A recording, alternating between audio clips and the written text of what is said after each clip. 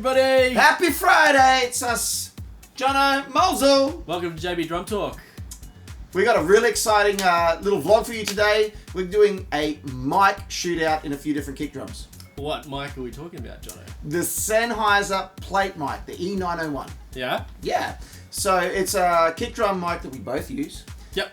It's a mic that I use with other mics sometimes, but in this comparison that we're doing, we're just using it on its own. I use it on my own just at gigs, not other kick drum mics with it, just on its own. It's a really versatile mic that you can just kind of chuck in your kick drum. Doesn't matter where you place it, you're going to get a great sound. So how long have you been using this mic? I've had it for nearly 2 years. Yeah? And I've been using it on every gig that I've been doing. All the videos that you would have seen of the drum covers up in the white studio with the black and blue background, tile things that we use. They're beautiful. Oh, beautiful. Yeah. We're very artistic. He designed it. Artistic. Artistic, right.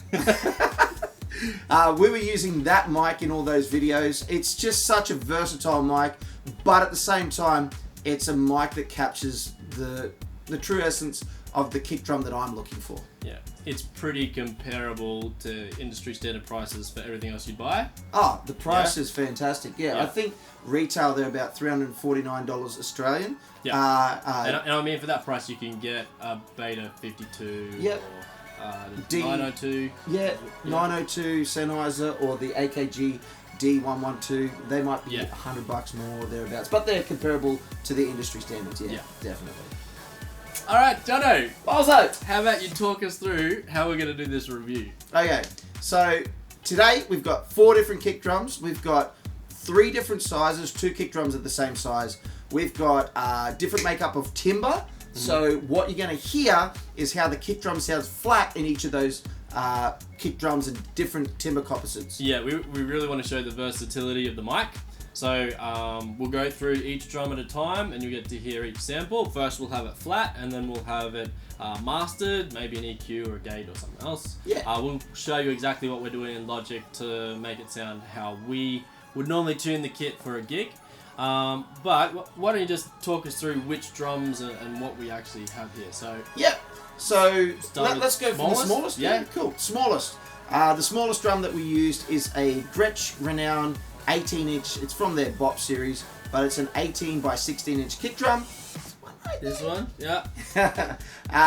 Fantastic little kick drum. It's all maple. Yep. So we've placed the kick drum mic in the center of the drum, so straight in the sound hole. In the center, we're using a EMAD on the front head and a Aquarian regulator on the back head on this drum here. And Well, what's that second drum? second drum, we used another Gretsch. Yeah. It is It's a different size, isn't it? It is. It's 20 by 20. It's a different timber as well. It's a mahogany timber. It's part of their Catalina series. Once again, through the sound hole, in the middle of the drum, we're using a EQ4. No, it's a Remo P4 on the bass drum. Yeah. And a regulator on the Aquarian regulator on the front head again.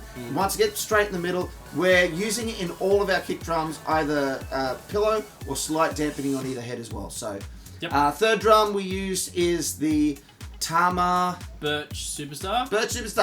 That's my Molzo's. one. Yep. So I've got it set up with Evans heads. It's a 22. We want to do 22 by 18. Yeah, 2 22s because of the different timber types. Yeah. So this one's a birch, and then we'll be comparing that one to the DW that you hear in all of the covers. Everything that we're Jono's main DW kit. Yeah, so this is a design series DW. It's a 22 by 18, all maple shells. Once again, I'm using the EQ3 on the front with a hole cut out, and then I'm using the EMAD 2 with thick foam ring on the back. Yep. So what we might do, we'll take you through the flat mix first so you can hear what the mic sounds like on each drum individually. Again, we're just showing you how versatile the mic is and how you can use it in any situation. Then we'll pop back and have a chat about that, and then I'll show you the EQ and just what we're doing in Logic. Yeah, cool. Yeah.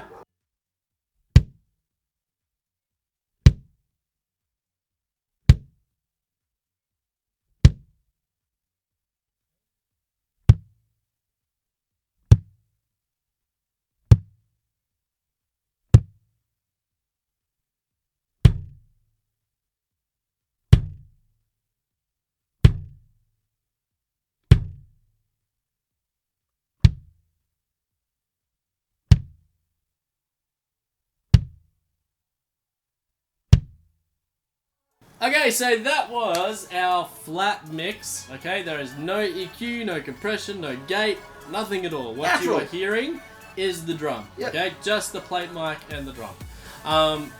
You can definitely tell the difference in tone in the timbers, can't you? Definitely. So as you're hearing, there's a lot of rich mids. You can hear the attack in the top. There's definitely a lot of bottom end to work with as well. So you're hearing the difference between the size of kick drums as well. The bigger that we go, the deeper the sound. The different timbers definitely give us a different tonal clarity as well. So yeah. So what we're going to do now, we'll give you the samples of what we've done with those sounds. I'll run those same things again, but this time we will have EQ'd. What else do you want to run on it? Maybe a gate? A little bit of a gate and slight compression as well, just to even things out with it. Okay, here is the mastered versions of the mics.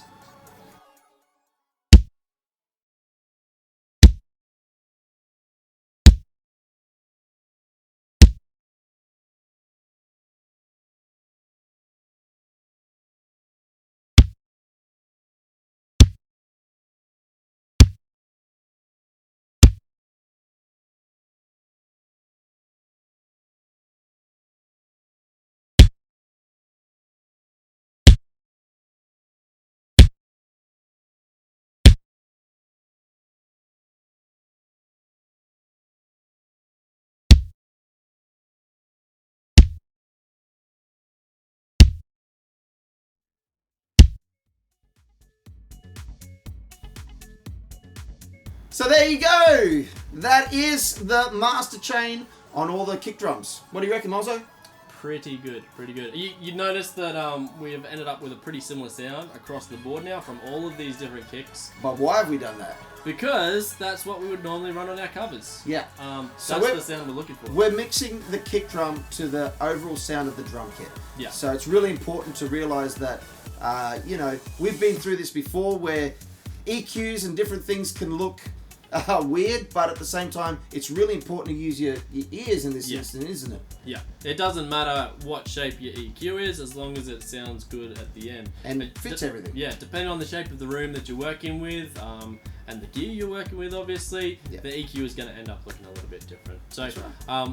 Obviously, different EQs for different drums and all that, but you can hear that we're getting a good product from every single drum, and the versatility of the 901 mic. Yeah. That brings us to how's it go at gigs. Yep. Yeah. It is a pretty reliable It's a mic. very reliable mic. It's built really well. So I've had that in my gig bag for a long time.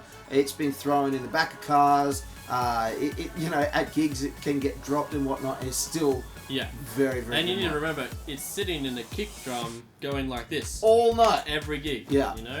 The one thing though that we do have to watch with, which I have found using it for the last 2 years, is you have to use a good quality cable as well. You've got such a good kick drum mic, and it is fan empowered. So if you do not use a good quality mic lead, the problem that you will run into is there could be crackle and pops in the PA and in your overall sound, which is the last thing you want when you're using such a good mic. Really solid connector. Yeah. And then you'll be fine. So if you've got a bunch of leads, use the new lead that you have out of the bunch with this kick mic, and you shouldn't have any issues.